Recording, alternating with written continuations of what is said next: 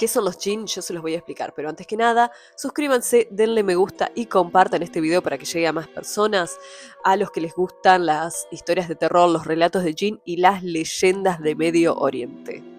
¿Qué son los jinn? Son criaturas envueltas en misterio, nacidas del fuego que quema sin humo, invisibles para nosotros, pero siempre presentes. Los jinn son una parte integral del folclore y las creencias del mundo árabe e islámico, pero sus historias han viajado mucho más allá de las arenas del desierto. Hoy exploraremos quiénes son realmente los jinn, cómo han influido en la cultura y por qué sus leyendas siguen fascinando a tantos en todo el mundo.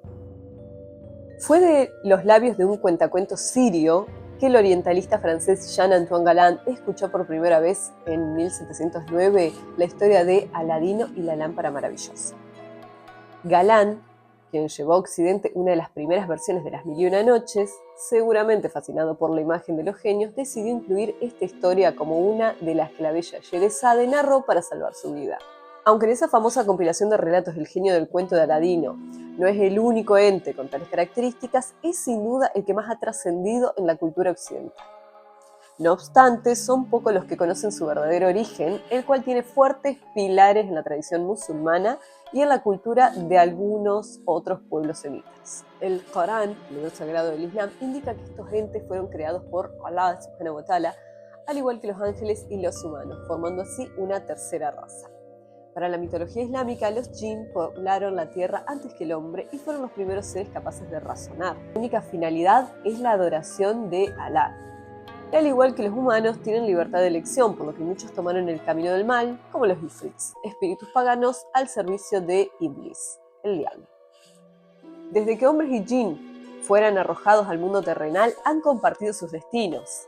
Se dice que cada vez que nace un humano, también surge su compañero jinn o qarin, que lo seguirá el resto de su vida. El qarin es un jinn que alienta la maldad de las personas, pero también puede ser domesticado para ayudar al hombre a hacer el bien y seguir el camino de Alá. Los jinn relacionados con el calor del desierto son representaciones del bien y del mal, puesto que ayudan o atacan a los hombres según su conveniencia. De personalidad traviesa y bromista, algunas de sus manifestaciones podrían compararse con los poltergeists. Otros, como los ghoul, que son un tipo de jinn, adoptan formas de animales como gatos, serpientes, alacranes o enormes perros negros, para dar algunos ejemplos. En general, tienen un temperamento volátil y con gran facilidad se les puede hacer enfurecer. Cuando eso pasa, se desquitan provocando tormentas de arena, causando pesadillas a las personas o propagan epidemias en las zonas urbanas. Incluso, si la gente no es lo suficientemente precavida, son capaces de poseer sus cuerpos y obligarlas a hacer actos deshonrosos. Estos entes habitan de modo invisible en nuestro mundo, pero pueden aparecer de forma corpórea si se les llama, ofende o invoca. Comúnmente son representados con un cuerpo hecho de humo. No obstante su magia, los jinn tienen necesidades parecidas al humano. Se deben alimentar y dado que son mortales, aunque su lapso de vida es mucho más largo que el de nosotros, también se reproducen entre ellos. Los jinn viven en un mundo paralelo al nuestro, invisible pero cercano. Tienen sus propias sociedades, culturas e incluso religiones. Algunos son musulmanes, otros cristianos y muchos no tienen fe en absoluto, o sea que descreen de Dios. Esta diversidad en los jinn refleja la complejidad de sus leyendas y las formas en las que se relacionan con los humanos. Los jinn se popularizaron en Occidente gracias a la recopilación de los cuentos, por ejemplo, como los que hemos hablado antes, Las Mil y Una Noches. Estas historias datan de la Edad Media, incluyen relatos famosos como el de Aladino. Aladdin. Sin embargo, hay algo curioso. En la versión original, los jinn no eran exactamente las criaturas simpáticas que concedían deseos. La imagen occidental de los genios se basa en la historia de Aladino. De ahí pudo haber surgido la idea de los 3 deseos y la regla que obliga a los jinn a servir al amo que lo libera de su encierro, que según el cuento puede ser dentro de una lámpara o en algún antiguo anillo o botella. Las películas, cuentos y libros retoman estos elementos, haciéndolos hoy día parte del mito, junto con la premisa de ten cuidado con lo que deseas, idea rescatada del cuento de la pata del mono. Ese concepto de los 3 deseos no tiene raíces en la tradición árabe original, más bien fue un añadido occidental para hacer las historias más atractivas al público europeo. En las leyendas árabes, los jinn no están obligados a servir a los humanos, y si lo hacen, suelen pedir algo a cambio o tomarlo directamente, a menudo con consecuencias inesperadas o peligrosas. Uno de los posibles orígenes de la relación genio-deseos quizás provenga del propio Corán, donde se dice que el mítico rey Salomón, personaje también mencionado en la Biblia, tenía a su servicio a los genios quienes lo obedecían por mandato de Alá y crearon para él grandes templos.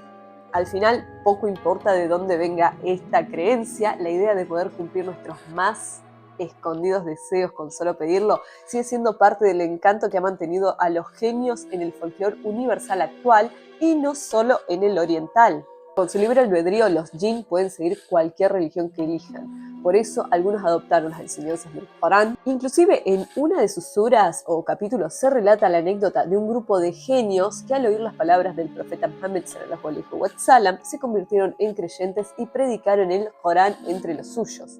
El mismo texto reza que hombres y jinn serán juzgados por igual en el fin de los tiempos, y cuando ello ocurra se invertirán los papeles. Los humanos verán a los genios, pero estos no podrán verlos a ellos. Los jinn habitan en lugares específicos, atraídos por la oscuridad, y según la tradición, estos pueden ser peligrosos para los humanos. Los desiertos son su hogar más conocido, ya que son espacios amplios y solitarios donde pueden moverse libremente, pero también se dice que habitan en lugares oscuros y húmedos, como cuevas, pozos y, sorprendentemente, los baños. Los baños son considerados particularmente sensibles porque son lugares donde las personas están más vulnerables. Por esta razón, muchos musulmanes recitan oraciones específicas antes de entrar para protegerse de posibles encuentros con los jinn. Nosotros decimos Bismillah en el nombre de Dios y entramos con el pie derecho. Uno de los aspectos más fascinantes de los jinn es su relación con los humanos. Se dice que pueden enamorarse de nosotros, inclusive obsesionarse y en algunos casos llegar a poseer a las personas. Estas posesiones pueden ser peligrosas, llevando a comportamientos extraños, enfermedades inexplicables e incluso la locura. Muchas de las actividades de los jinn son prosaicas, frívolas, algunas no perjudican al hombre, suelen volar o hacerse invisibles, y durante sus vuelos a menudo se dice que llegan hasta el cielo inferior, donde escuchan a escondidas las conversaciones de los ángeles sobre acontecimientos futuros. De esta manera, los jinn pueden asistir a los brujos, quienes consultan habitualmente a estos seres indiscretos. El Kitab el-Jinn es uno de los textos más antiguos que detalla las características y el comportamiento de los jinn. Este libro, junto con otros manuscritos, describe cómo interactuar con ellos, cómo protegerse y qué hacer en caso de un encuentro. El exorcismo es una práctica común en las comunidades que creen en los jinn. Recitar versos del Corán, como el Ayat el-Kursi, es una forma tradicional de protegerse o expulsar a un jinn de un cuerpo humano. A lo largo de los siglos, muchas personas han afirmado haber visto o interactuado con jinn, desde figuras que aparecen en medio de la noche hasta sonidos inexplicables que parecen venir de ningún lado.